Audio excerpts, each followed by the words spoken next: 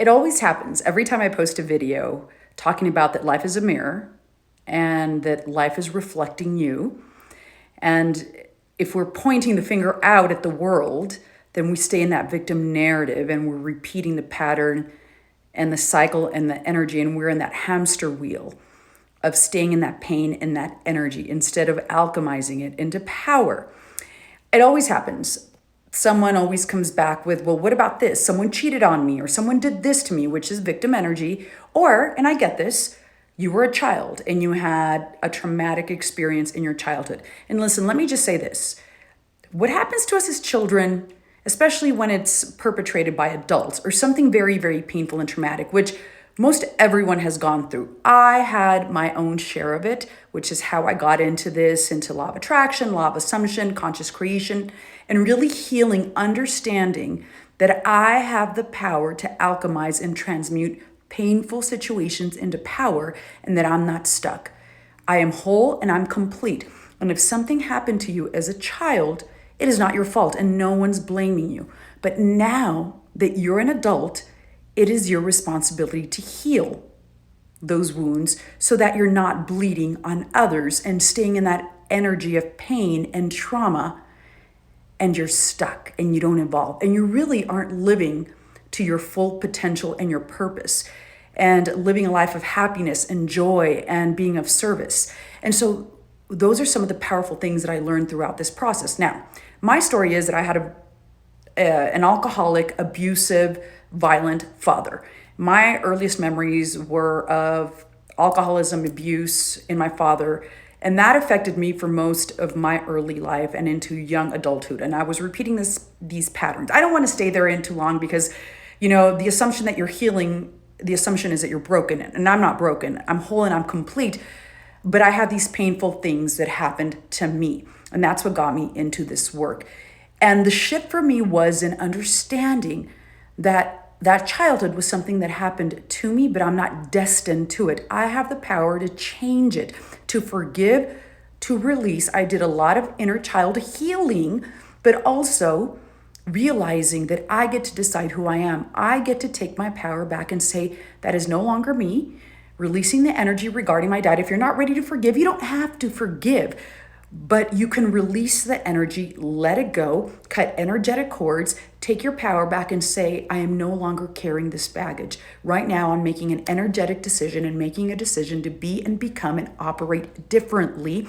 I'm going to go all in on myself, and I'm going to stop looking for other people to heal me, to save me, to validate me. Because I am connected to God, source, the universe, the God within, I have purpose, I have value, I am worthy, and I have power. And I'm taking my power back, and I get to decide who I am. And I get to step into my power, and I am whole, I am healed, I am complete, I am deserving, I am worthy, I am accepting, I love myself, I raise my standards, and I stopped looking at the outside world to fill that void. And I started to define who I am and consciously choose to no longer look in the past and stay in that pain. I let it go. I released it.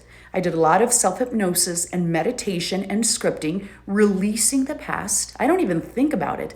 And I decided I am a new person. I created a new identity in my mind and stepped into that powerful version of me, the woman who loves herself, who chooses herself, who is worthy, who is treated well, who has safe, secure relationships.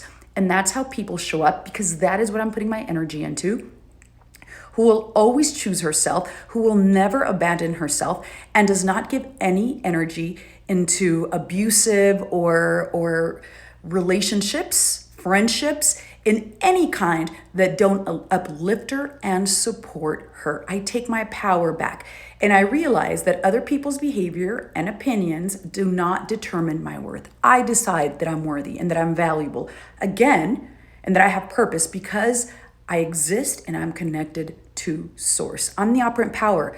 I create my reality. I get to define and say who I am, not other people and not situations. And that is how you transmute it into power. You're able, and I was able to release that pain. It no longer affects me. Those patterns disappeared from my life. I don't give it energy, and I don't live in a victim mindset. And anything that shows up in my life, I sit and I ask, okay, What is this showing me about me? And what am I believing? What was I looking to gain or get or seek? Love, validation, approval from something outside of me? I first have to be it, become it, and realize that I am it, and that I have it, and that I'm worthy. And then I create in my mind, in consciousness, in the world of imagination, and I see myself as the person who is already the healed, powerful, complete, whole version of her who has her desire, who has a relationship, who has a lifestyle, and I live and operate from that place. And when you anchor that in, then things outside of you don't shake you. You are firm in your power, your worth, and your value. And when you cement that in, the old versions of you disappear. And now I bless and I thank that because I feel it made me powerful and stronger. And if I survived that childhood, I just realize I stand in my power because it is now my responsibility to heal and to release and to no longer make excuses and no longer allow and let it hold me back. So I give it no more energy.